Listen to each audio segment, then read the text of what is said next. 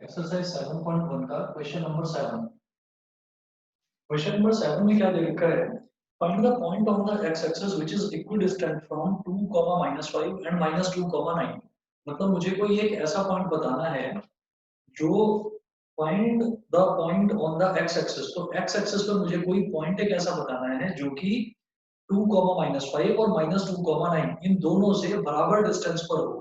Equidistant का मतलब होता है इक्वल डिस्टेंस। इक्वल डिस्टेंस मतलब बराबर दूरी पर, बराबर डिस्टेंस पर। तो हम ये कहेंगे let the point on the X axis, let the point on the x axis be, x axis पर अगर पॉइंट लेंगे तो बेटा वहां पर y कोऑर्डिनेट की वैल्यू 0 हो जाएगी। let the point on the x axis be x, 0 which is equidistant, which is equidistant from, जो बराबर दूरी पर है कहां से? फ्रॉम ए। दो पॉइंट्स दे रखे हैं 2, -5, 2, -5 एंड दूसरा पॉइंट है बी। बी दे रखा है -2, 9। तो जो पॉइंट हमने माना let the point on the X axis B. अच्छा ये x, 0 जो लिखा है इसके आगे p लिख दीजिए, p x, 0। तो इसका मतलब p जो है, p का जो a से डिस्टेंस है और p का जो b से डिस्टेंस है वो दोनों के दोनों इक्वल है। इक्वल डिस्टेंस का मतलब यही होता है कि वो दोनों के दोनों डिस्टेंसेस इक्वल है। तो हम क्या कहेंगे कि एज पर क्वेश्चन, बेटा क्वेश्चन समझ में आ गया Harshit? Yes, sir. Okay, as per question AP is equal to BP। मतलब A से P तक का डिस्टेंस और B से P तक का डिस्टेंस दोनों के दोनों इक्वल हैं। As per question AP is equal to BP। और इसका मतलब क्या हो जाएगा कि AP का square is equal to BP का स्क्वायर। मैंने पहले ही स्क्वायर कर दिया। अब जब स्क्वायर कर दिया तो मैं A से P तक का डिस्टेंस निकालूंगा। इसको मान लीजिए बेटा x1 y1 और इसको मान लीजिए x2 y2। तो x2 माइनस x1 का होल स्क्वायर मतलब x माइनस 2 का होल स्क्वायर। ये x2 हो गया, ये x1 हो गया। तो x माइनस 2 का whole square plus y2 minus y1 का होल स्क्वायर मतलब 0 माइनस -5 का होल स्क्वायर। 0 माइनस -5 का होल स्क्वायर। और अब ना इसका स्क्वायर रूट लेने की जरूरत नहीं है क्योंकि मैंने इसका पहले ही स्क्वायर कर दिया। तो स्क्वायर रूट करने की जरूरत नहीं है। क्लियर है ये कामया? Sir. क्लियर है बेटा ये चीज कि मैंने पहले ही, जो मैं पहले स्क्वायर रूट करता था उसके बाद स्क्वायर करता था, तो मैंने पहले ही स्क्वायर ले लिया। पहले ही स्क्वायर कर दिया तो स्क्वायर रूट लगाने की जरूरत नहीं है यहाँ पर। समझ गए? हाँ जी। ठीक है। नेक्स्ट देखिए इसी तरह से बीपी स्क्वायर।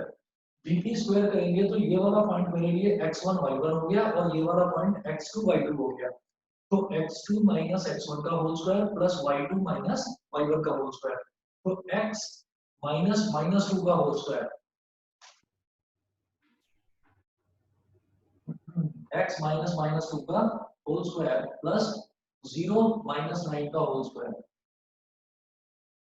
0 माइनस 9 का होल स्क्वायर। अब जरा देखिएगा x माइनस 2 का होल स्क्वायर ये क्या हो जाएगा? a माइनस b का होल स्क्वायर का फॉर्मूला लगा दीजिए।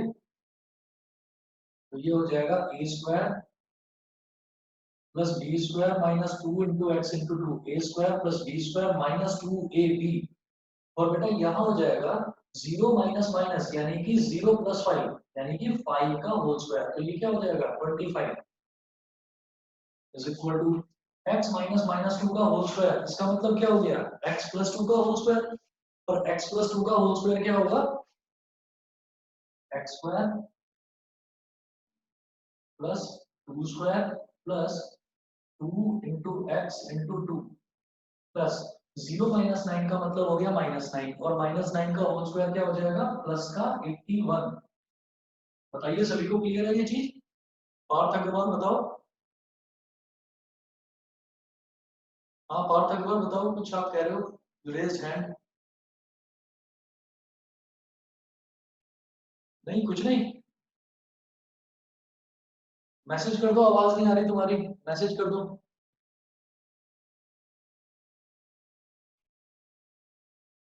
नहीं चलो कुछ नहीं। देखिए नेक्स्ट देखते हैं, ये हो गया x का स्क्वायर, ये भी हो गया x का स्क्वायर, दोनों तरफ x का स्क्वायर है तो ये कैंसिल आउट हो गया। इधर भी 2 का स्क्वायर, इधर भी 2 का स्क्वायर, तो ये भी कैंसिल आउट हो गया। उसके बाद मैं ये कहूंगा, इस तरफ मेरे पास बचेगा -2 × 2, तो -4x + 25, और इस तरफ बचेगा 2 × 2, तो प्लस का 4x और +81। अब इस 4x को इधर ले आओ, -4x इज इक्वल टू 81 - 25, 81 - 25।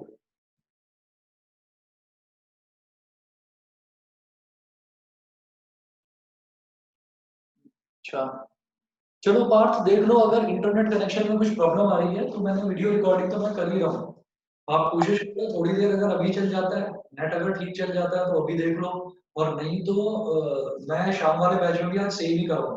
मैंने दोनों बैचेस को मर्ज नहीं करा है, यहाँ भी कोऑर्डिनेट ज्योमेट्री और वहाँ भी कोऑर्डिनेट ज्योमेट्री, तो 5-10 मिनट देख लो, अगर स्क्रीन ठीक हो जाती है तो सही है, नहीं होती तो ये चेक कर लेना रिकॉर्डिंग, रिकॉर्डिंग से भी समझ में नहीं आता तो शाम को आप, जो आज शाम को बैच होगा ना वो 8 बजे नहीं होगा, वो 9 बजे होगा, ठीक है, तो उसमें आकर देख लेना, ट्राई कर लेना। तो 5-10 मिनट पहले ट्राई कर लो अगर ऐसे ही समझ में आ जाता है। -4x इज इक्वल टू 81 - 25, तो -4x कितना हो गया, माइनस का 8x, -4x हो गया माइनस का 8x, तो -8x इज इक्वल टू 81 - 25, कितना हो जाएगा, 11 - 5 6, और यहाँ बचा 7 7 - 2 5 56, 8 7 56, तो -x इज इक्वल टू 7 का मतलब क्या हो गया, x की वैल्यू आ गई -7, therefore the required point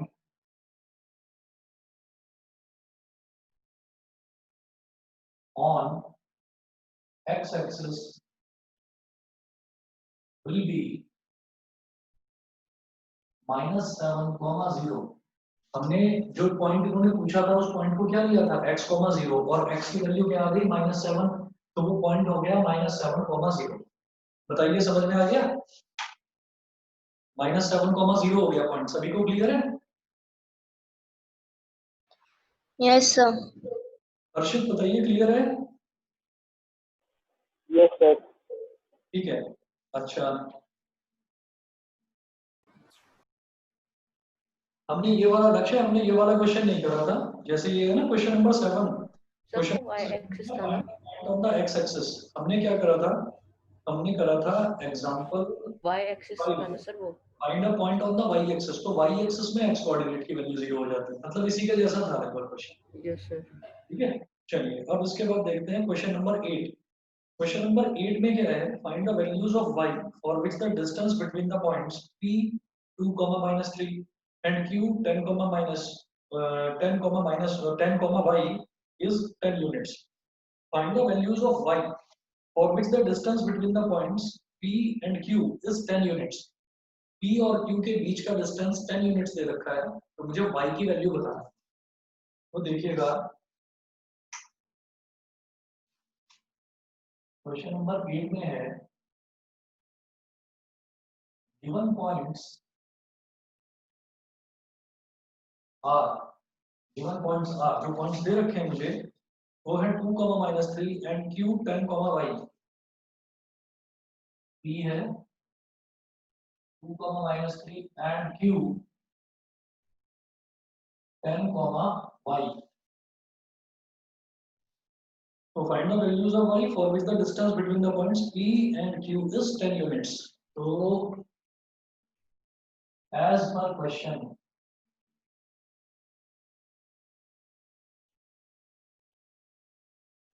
PQ is equal to 10 units.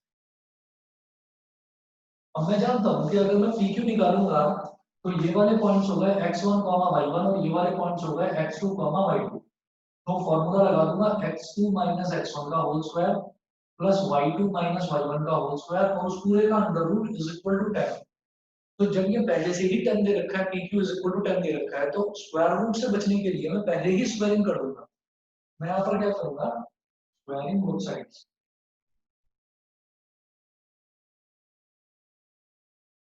दोनों तरफ स्क्वायर करने से क्या हो जाएगा, ये PQ का तो बन जाएगा बेटा PQ स्क्वायर और 10 का 10 स्क्वायर। PQ स्क्वायर क्या हो जाएगा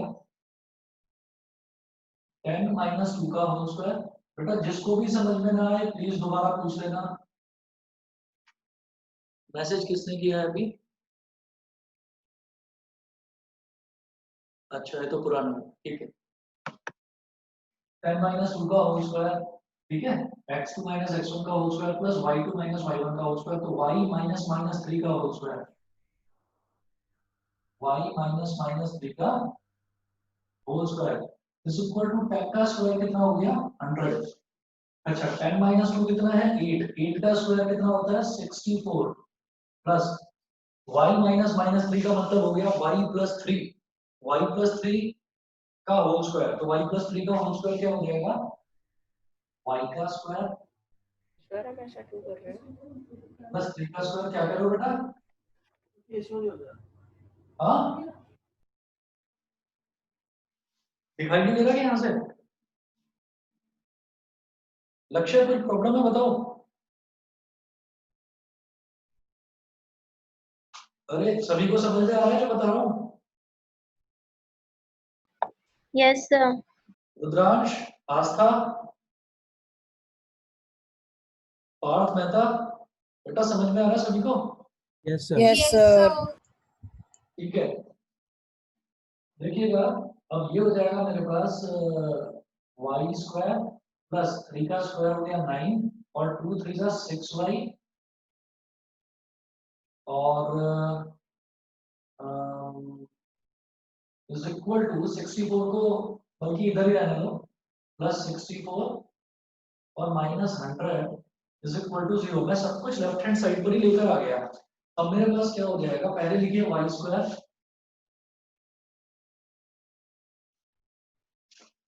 पहले वाई स्क्वायर के बाद नेक्स्ट टर्म आप लिखिए वाई वाली 6y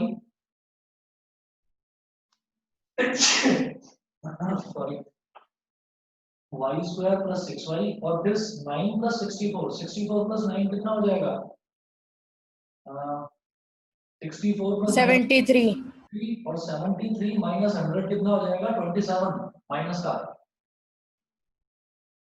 इज इक्वल टू 0। 6 को कुछ ऐसे स्प्लिट करना है कि माइनस 27 आ जाए, क्या करेंगे बताओ? Plus 9. 3. 9y माइनस 3y माइनस 27 is equal to 0 plus 9y minus 3y ये हो जाएगा प्लस का 6y और प्लस का 9 इंटू माइनस का 3 ये हो जाएगा माइनस का 27। अब इन दोनों में कॉमन निकालिए आप y, तो ब्रैकेट में बचेगा y प्लस 9, इन दोनों में कॉमन निकालेंगे -3 बिल्कुल ठीक, तो ब्रैकेट में बचेगा y plus 9 is equal to 0।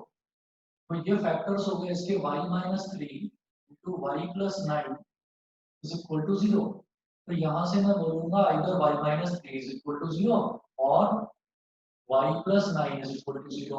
It implies that y is equal to 3 और y is equal to -9। अब इसमें हम किसी भी टर्म को छोड़ नहीं सकते, y की वैल्यू 3 भी ले सकते हैं और -9 भी ले सकते हैं, क्योंकि ये y जो वैल्यू है ये क्या है, ये बेसिकली कोऑर्डिनेट है। ये देखिए ये कोऑर्डिनेट दे रखा है, तो कोऑर्डिनेट आपका पॉजिटिव भी हो सकता है, कोऑर्डिनेट आपका नेगेटिव भी हो सकता है। ये मैं किस लिए बता रहा हूँ कि जैसे अभी अभी हम जो लेटेस्ट चैप्टर करके आए हैं अरिथमेटिक प्रोग्रेशन, तो अरिथमेटिक प्रोग्रेशन आप लोगों ने कराया कि नहीं, आपके बैच में कराया उन्होंने? नहीं सर।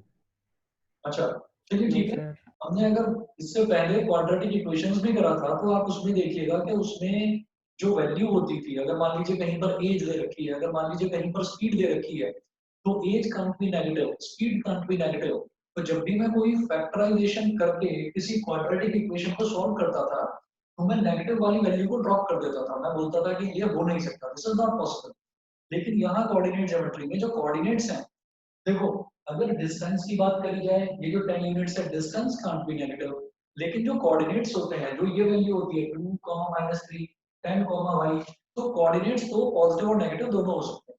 समझ में आ गया सभी बच्चों को कि y की वैल्यू +3 भी हो सकती है और -9 भी हो सकती है, तो किसी वैल्यू को ड्रॉप करने की जरूरत नहीं है। समझ गए सभी को? सर मुझे ये वाला हिस्सा फिर से बता दो कि y दोनों है तो किसे लें। मैं दोबारा बता रहा हूँ आपको कि ये क्या है कि जो ब्रैकेट में लिखा हुआ है ना, जैसे 2, -3, तो ये क्या है, ये कोऑर्डिनेट्स दे रखे हैं ना कि भाई x कोऑर्डिनेट की वैल्यू 2 है और y कोऑर्डिनेट की वैल्यू -3 है, ये दे रखा है। तो जो कोऑर्डिनेट्स हैं, कोऑर्डिनेट तो पॉजिटिव भी हो सकते हैं और नेगेटिव भी हो सकते हैं। जैसे यहाँ पर 10, y, तो y यहाँ पर क्या है, y यहाँ पर कोऑर्डिनेट है, y कोऑर्डिनेट है, पॉइंट पॉइंट क्यू का y कोऑर्डिनेट है। तो कोऑर्डिनेट पॉजिटिव भी हो सकते हैं, नेगेटिव भी हो सकते हैं, लेकिन जो डिस्टेंस है, डिस्टेंस हमेशा पॉजिटिव भी होता है। तो क्योंकि y की वैल्यू आई है 3 और y की वैल्यू आई है -10, तो ये जो दोनों दोनों वैल्यूज हैं, हम इन दोनों वैल्यूज को ले सकते हैं, प्लस वाले को भी और नेगेटिव वाले को भी। क्यों? क्योंकि कोऑर्डिनेट्स पॉजिटिव और नेगेटिव कुछ भी हो सकते हैं। समझ गए? यस सर, पक्का? पक्का। चलिए, उसके बाद बताइए क्वेश्चन नंबर 9 और 10 सभी बच्चों ने किया है कि नहीं किया? सही सही सही बता दो मेरे को। रुद्रांश किया था होमवर्क, एक्सरसाइज 7.1 किया था? नहीं सर। नहीं करा बेटा, आज कर लेना ट्राई। ठीक है, आप बताइए आस्था, पार्थ मेहता। सर मैंने कर ली थी कल ही। ठीक है, पार्थ मेहता बताओ। नहीं करा? नहीं सर, सॉरी। ठीक है, तो आज कर लेना, आज कर लेना ट्राई। हर्षित किया? अच्छा, हर्षित ने तो किया ही होगा, डाउट पूछ रहा है वो। और काव्या, काम्या किया था बेटा? No sir. कोई बात नहीं बेटा, आज बैठ कर करना ट्राई। ठीक है, ओके। करा था तो ठीक है, नहीं करा था तो आज करना सभी बच्चे। एक्सरसाइज 7.1 कंप्लीट करना। और मैं 7.2 के लिए जो आपका नेक्स्ट टॉपिक है, सेक्शन फॉर्मूला, वो मैं स्टार्ट करा रहा हूँ। ठीक है, डिस्टेंस फॉर्मूला। मैंने किया है। हाँ जी, किया था? Yes sir. ये बहुत अच्छी बात है। तो मैं अब नेक्स्ट आगे अगला टॉपिक करा रहा हूँ, सेक्शन फॉर्मूला। सेक्शन फॉर्मूला देखते हैं कैसे करना है।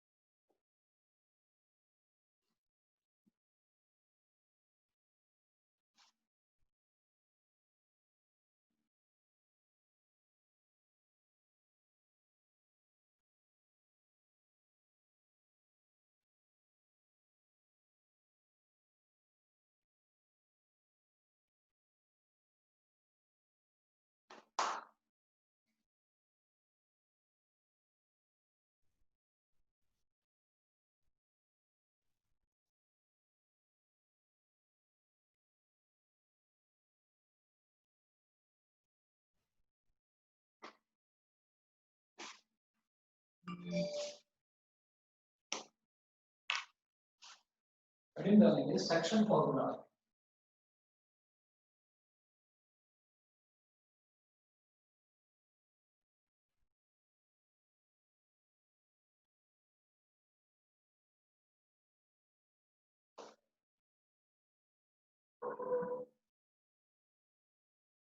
इसमें लिखिएगा if a line segment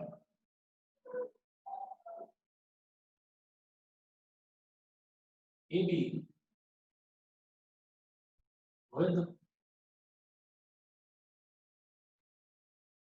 a line segment AB with coordinates a x1 comma y1 and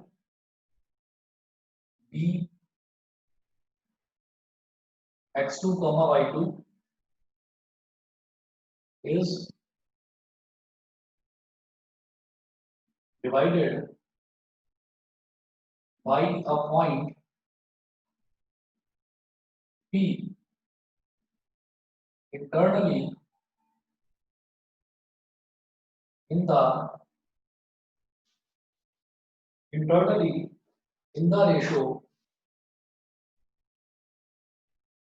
ratio M1 ratio M2 बोलो या M1 is to M2 बोलो, एक ही बात है।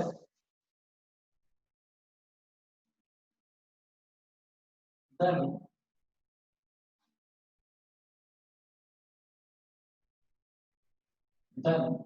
the coordinates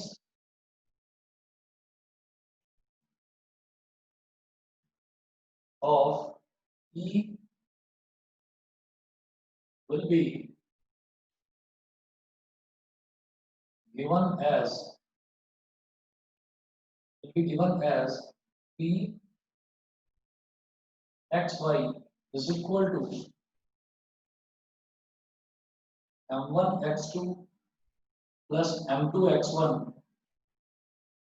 upon M1 plus M2, comma M1 y2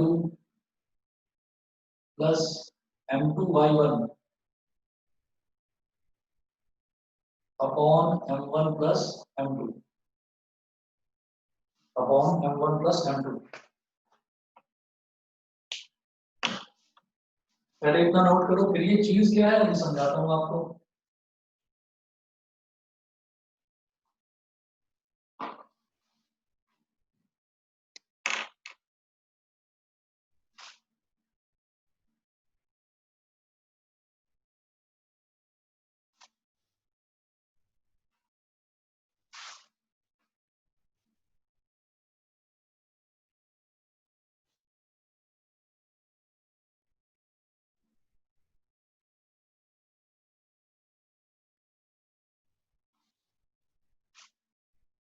हाँ जी, चले होंगे,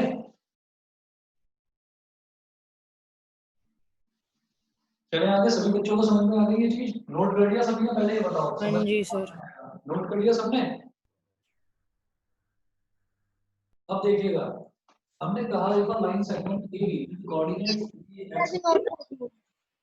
ए x1 y1 and b x2 y2। हमारे पास एक लाइन सेगमेंट है ए बी। देखिए ऐसे,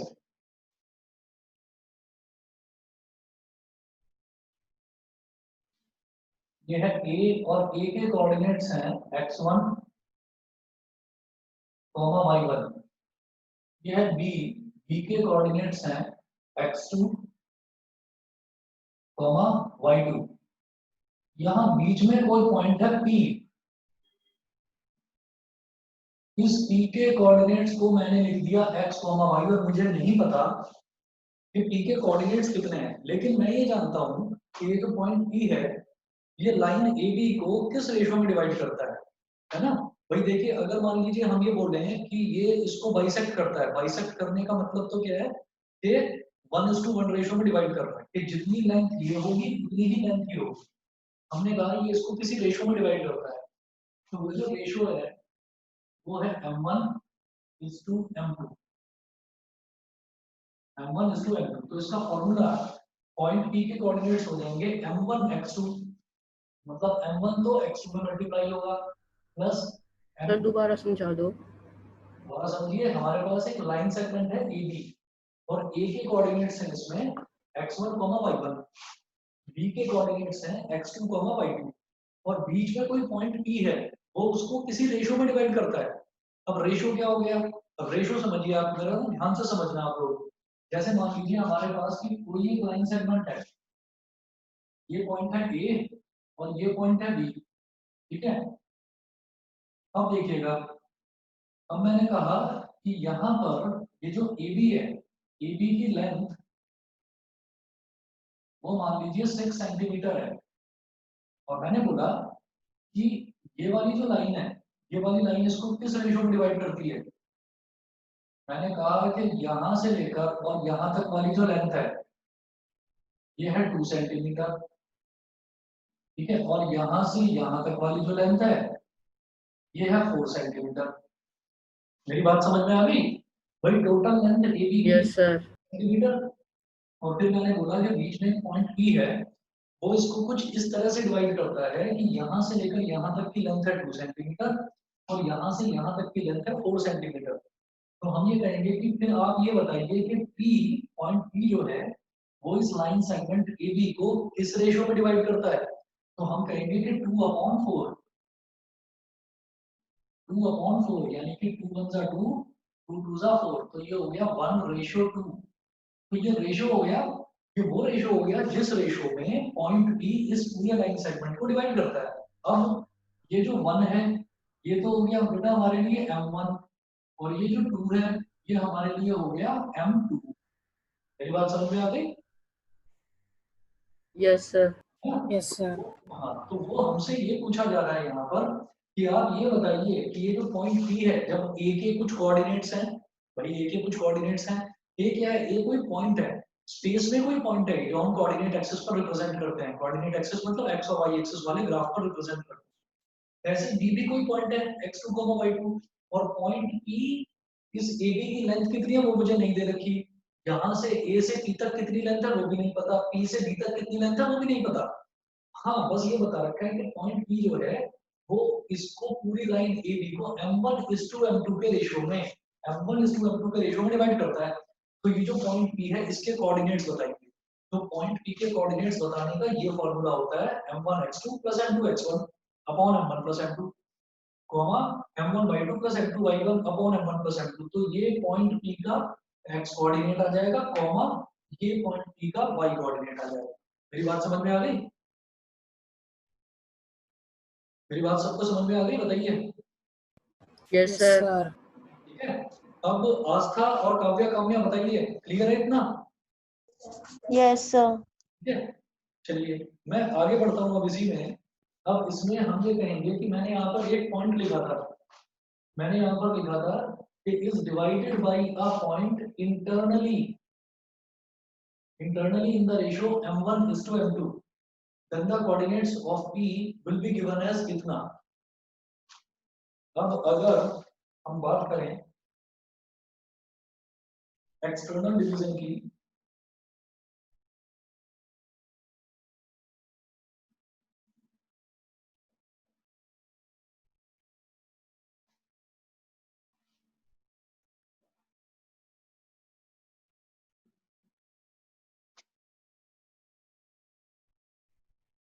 ये चलो अभी इंटरनल डिवीजन ही रहने दो, एक्सटर्नल डिवीजन भी करेंगे, पहले कुछ क्वेश्चंस इंटरनल डिवीजन के कर लेते हैं। तो आप एक काम करिए इसमें,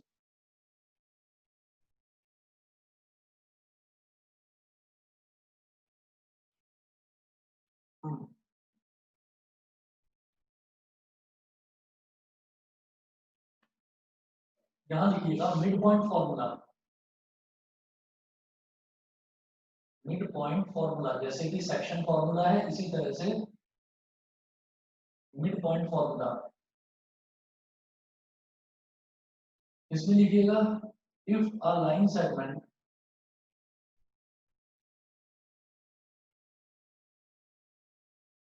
with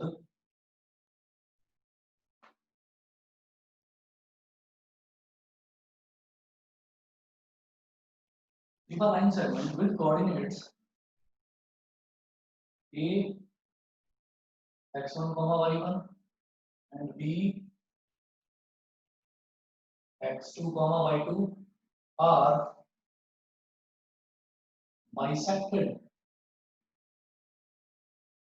by a point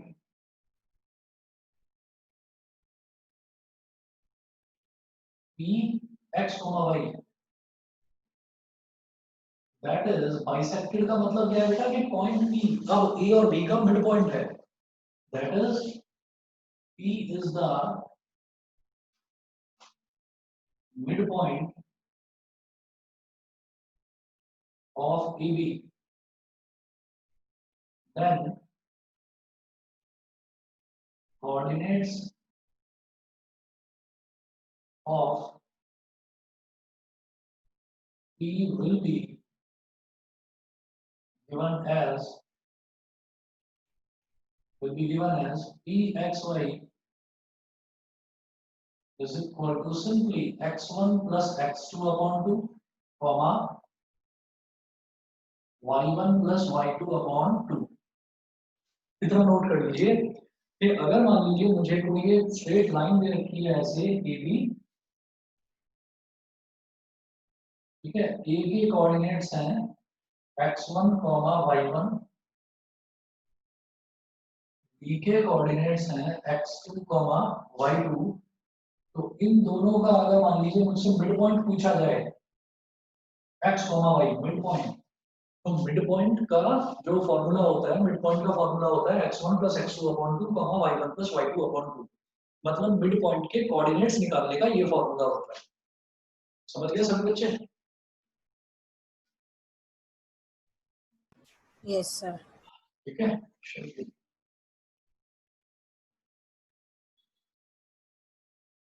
आप करते हैं इसके क्वेश्चंस। क्वेश्चंस करेंगे तो बहुत आसानी से चीज समझ में आ जाएगी, कुछ भी नहीं है इसमें सेक्शन फॉर्मूला में। देखिए पेज नंबर 164 पर एग्जांपल नंबर 6,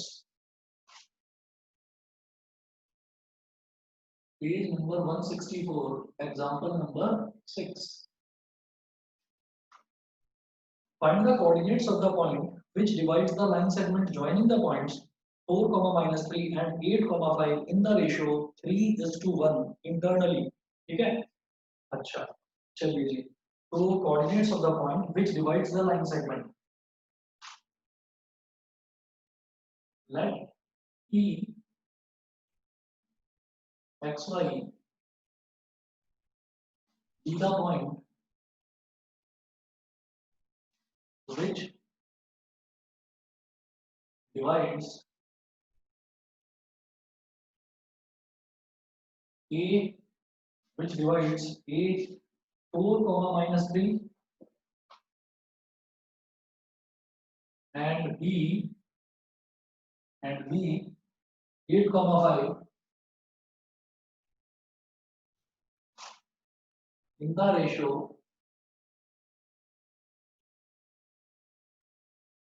क्या रेशियो दे रखा है 3:1।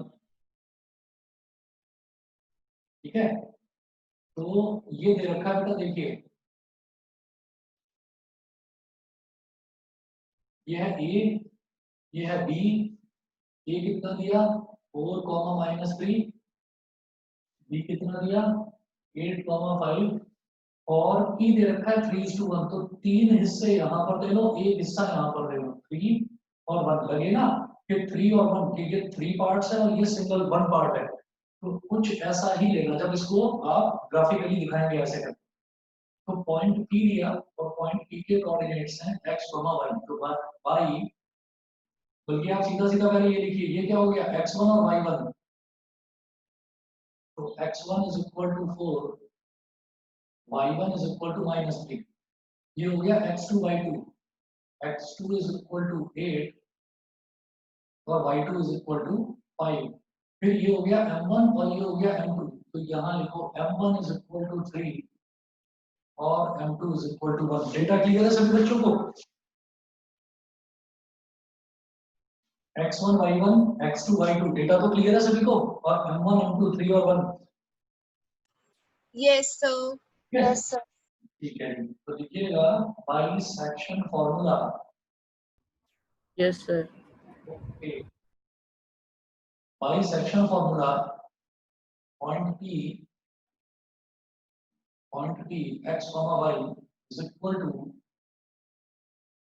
m1 x2 plus m2 x1 upon m1 plus m2, m1 y2 plus m2 y1 upon m1 plus m2 bracket close is equal to m1 x2 मतलब 3 into 8, 3 into 8 plus m2 x1 1 into 4, 1 into 4 upon m1 plus m2 3 plus 1 comma m1 y2 plus m2 y1, m1 y2 यानी कि 3 into 5 plus m2 y1 1 into -3, 1 into -3 upon m1 plus m2 3 plus 1 ये हो गया। तो देखिए 3 8 से 24 24 plus 4 कितना हो गया 28 अपॉन 3 प्लस 1 4 5 3 जा 15 और 1 इंटू माइनस 3 हो गया -3 तो 15 माइनस 3 कितना हो गया 12 12 अपॉन 4 4 7 जा 28 और 4 3 जा 12 तो ये हो गया 7,3 सभी को समझ में आ गया होगा मेरे हिसाब से Yes, sir. ठीक है। अच्छा एग्जांपल नंबर 7 देखते हैं। Yes sir. ठीक है बेटा एग्जांपल नंबर 7 है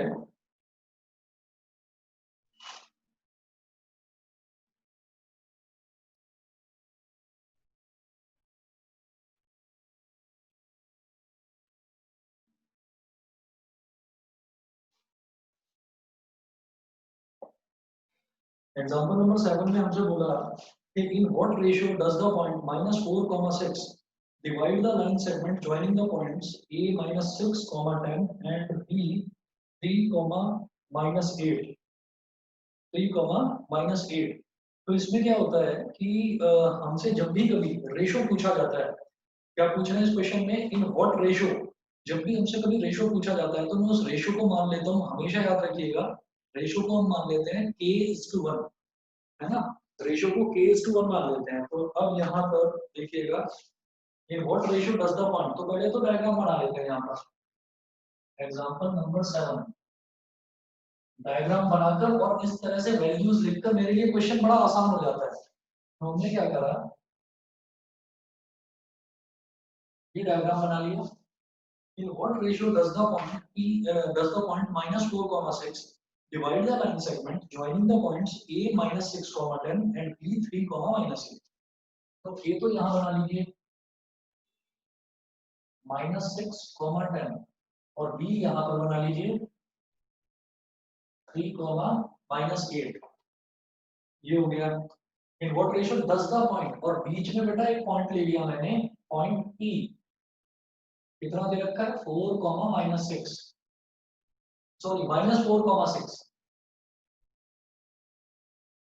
-4, तो ये जो बीच वाला पॉइंट है ना -4, 6 सवाल ये पूछा है इन्होंने कि आप ये बताइए कि ये जो बीच वाला पॉइंट है ये इस AB को किस रेशियो में डिवाइड करता है मतलब वो आपसे M1 रेशियो M2 पूछ रहे हैं M1 रेशियो M2 ये M1 और M2 ये पूछा जा रहा है तो ध्यान से समझिएगा कि जब भी आपसे पूछा जाए कि M1:M2 यानी कि रेशियो कितना है तो आप कहेंगे let the required ratio B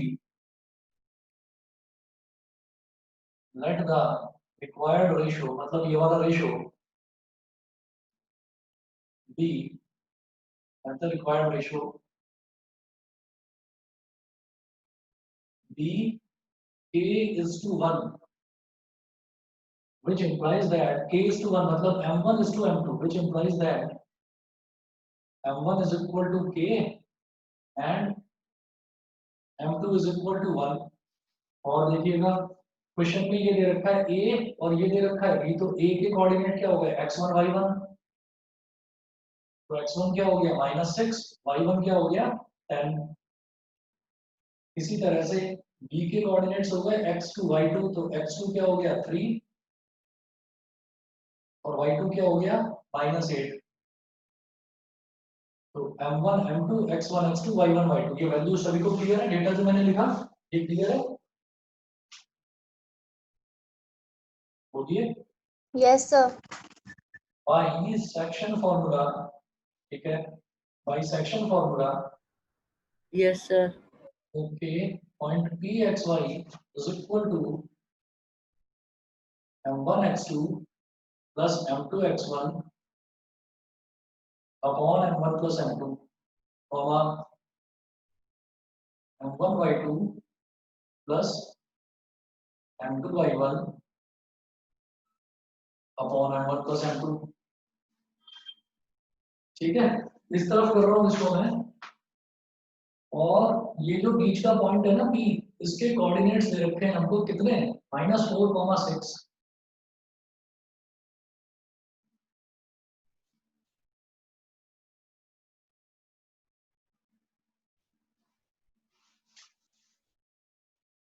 ठीक है, तो यहाँ लिखेंगे ये जो पॉइंट P है इसके कोऑर्डिनेट्स हो जाएंगे -4,6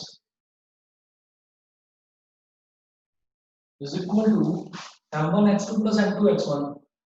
m1 x2 क्या हो जाएगा k into 3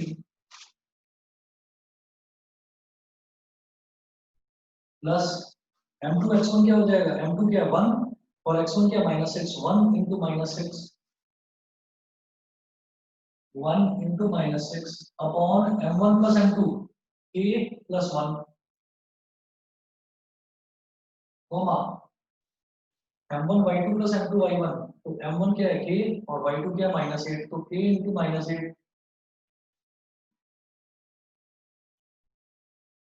plus m2 y1, m2 क्या है 1 और y1 क्या है 10, तो 1 into 10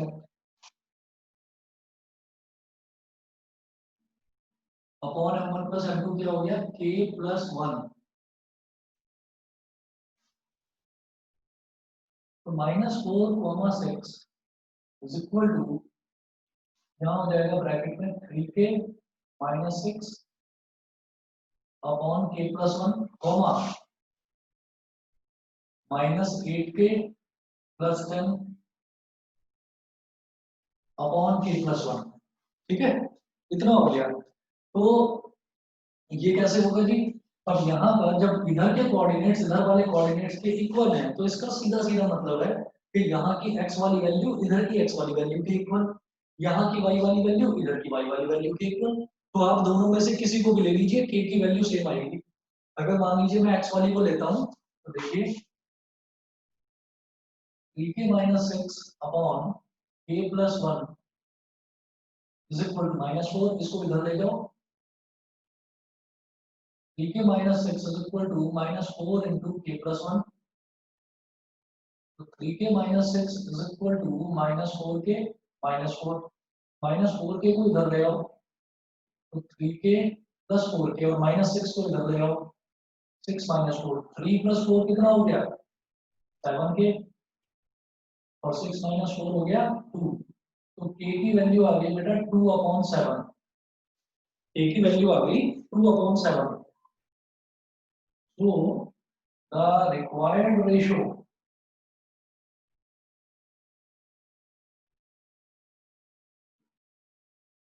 the required ratio will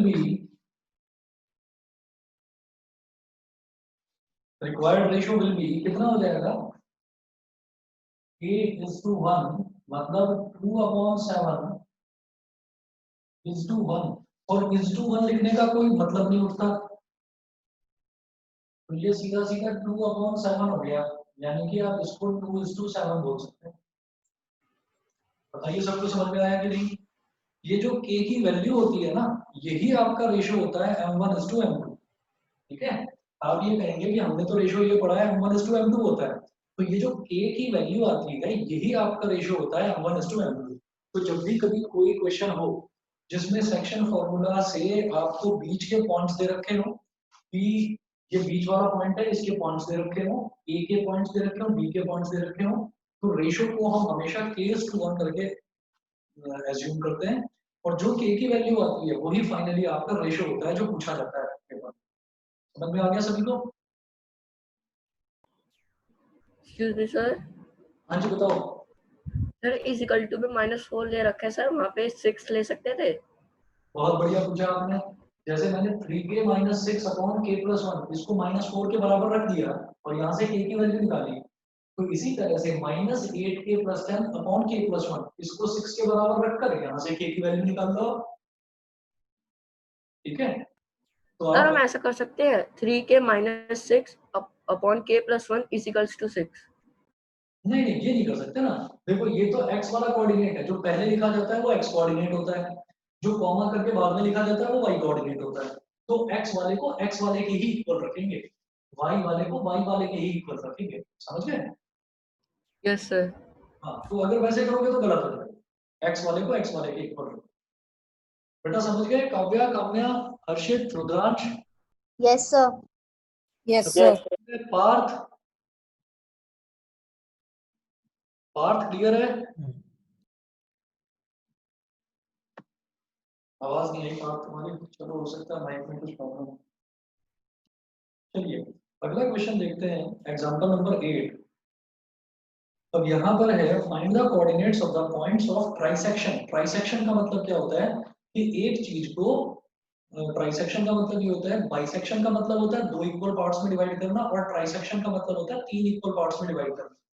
तो देखिएगा क्वेश्चन नंबर, एग्जांपल नंबर 8 पढ़ पा रहे हैं ना सभी बच्चों के पास? एनसीईआरटी तो भी होगी ना? Yes sir. चलिए एग्जांपल नंबर 8 देखते हैं।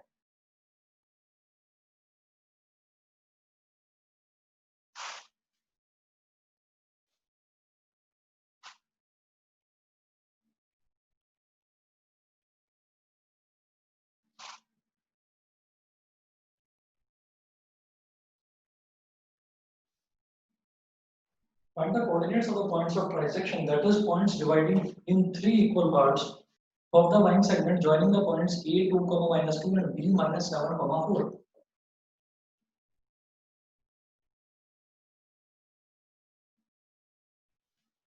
a हो गया 2, -2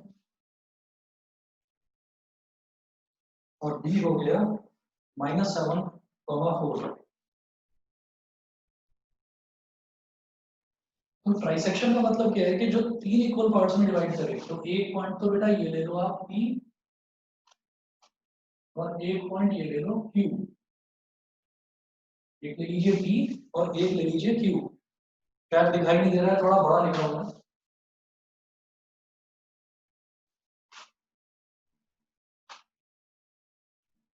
ये P और ये Q, और थ्री इक्वल पार्ट्स, तीन इक्वल पार्ट्स में वो डिवाइड करे।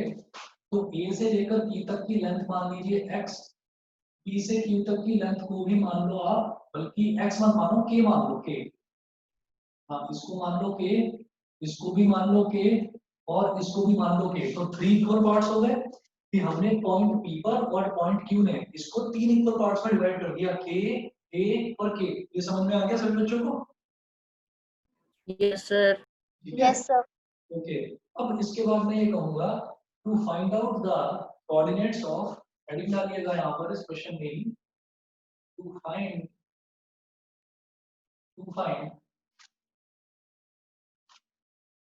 द कोऑर्डिनेट्स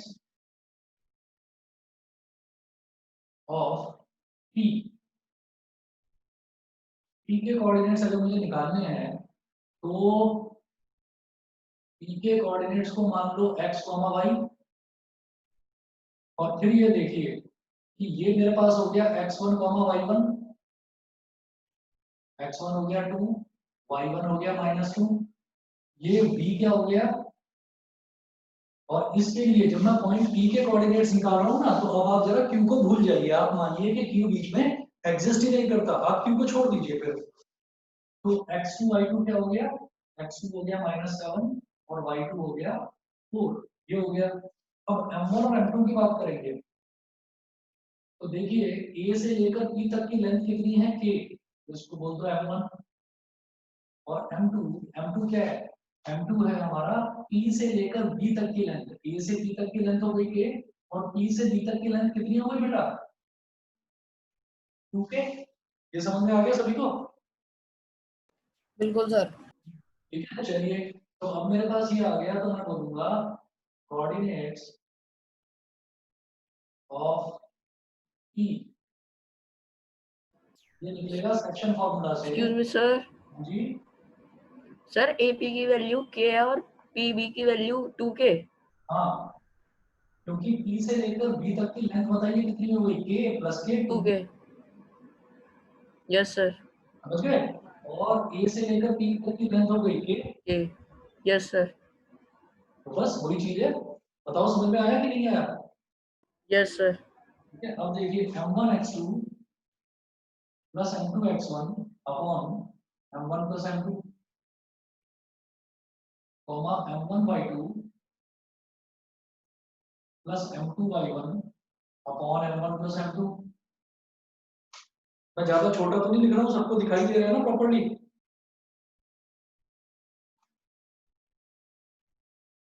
अब m1 क्या है k, m1 x2 तो k इंटू -7 के प्लस m2 x1, m2 क्या है 2k और x1 क्या है 2, तो 2k into 2 4k upon m1 plus m2 k plus 2k comma m1 y2 plus m2 y1 तो k into 4 4k plus m2 y1 तो 2k इंटू -2 2k इंटू -2 कितना हो गया -4k upon m1 plus m2 k plus 2k -7k plus 4k कितना हो गया -3k upon k plus 2k कितना हो गया 3k comma 4k minus 4k कितना हो गया 0 अपॉन 3k यहाँ 3 से 3 कैंसिल आउट हो गया k से k कैंसिल आउट तो यहाँ बचा -1 और 0 अपॉन एनीथिंग होता है 0 तो ये हो गया -1, 0 ये सबको समझ में आ गया। Yes sir. तो बेटा ये कोऑर्डिनेट्स आ गए मेरे पास p के कोऑर्डिनेट्स हो गए -1, 0। अब देखिए नेक्स्ट क्या है हमारे पास कि अगर p के कोऑर्डिनेट्स मेरे पास आ गए और b के कोऑर्डिनेट्स मेरे पास हैं तो हमको साफ दिखाई देता है कि ये जो पॉइंट q है इसका p से डिस्टेंस कितना है, p से q का डिस्टेंस कितना है a और q से b का डिस्टेंस कितना है k। इसका मतलब क्या है कि ये डिस्टेंस और ये डिस्टेंस इक्वल है, मतलब q is the mid point of pb। ये बताओ समझ गए कि नहीं? Yes, sir. ना भाई p और q का डिस्टेंस और q और b का डिस्टेंस दोनों सेम है तो हम ये कहेंगे क्लियरली पार्ट बेटा समझ में आ गया। Yes, sir. Okay, clearly q is the midpoint of pb. Q is the midpoint of pb. So coordinates of q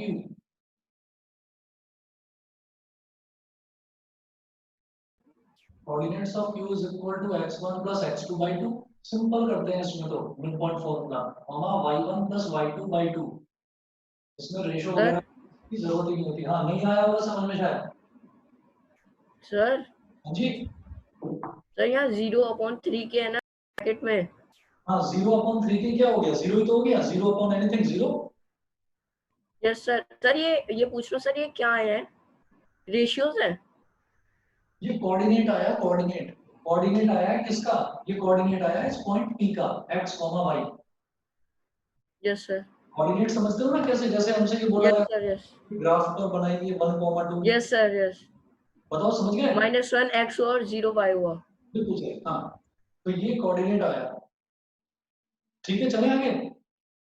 yes sir. तो ये आ गया हमारे पास -1, 0 और ये हो गया -7, 4 तो Q इसका मिड पॉइंट है तो -1, 0 ये वाला जो है पॉइंट P का कोऑर्डिनेट ये तो हमारे पास हो गया x1, y1 और ये हो गया x2, y2। लिख दो यहाँ पर ये कैलकुलेट करके आया मेरे पास -1, 0 तो x1 plus x2/2 यानी कि -1 plus -7/2 comma y1 plus y2/2 मतलब 0 plus 4/2 तो -1 -7/2 कॉमा 0 plus 4/2 4/2 हो गया। ये हो गया 2 2 4 और ये -8/2 कॉमा 2 2 4 8 ये आ गया -4, 2। बताइए जी समझ में आया कि नहीं? ये कोऑर्डिनेट्स आ गए क्यू के। तो इन्होंने यही पूछा था कि आपको पी के और क्यू के इन दोनों के कोऑर्डिनेट्स बताने हैं। समझ गए?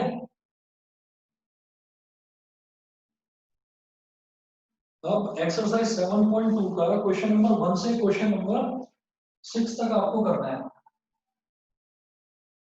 होमवर्क में एक्सरसाइज 7.2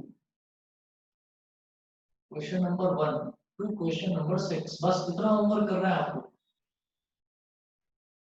ठीक है बेटा समझ में आ गया सभी को? और अगर अभी की क्लास में जो भी पढ़ाया है अगर वो समझ में नहीं आया है तो आज रात को 9 से 10, 8 से 9 नहीं, आज रात को 9 से 10 मैं सेम चीज रिवाइज कराऊंगा। अगर आप में से कोई भी बच्चा ज्वाइन करना चाहे तो ज्वाइन कर लेना, नहीं तो कोई प्रॉब्लम नहीं। ठीक है सर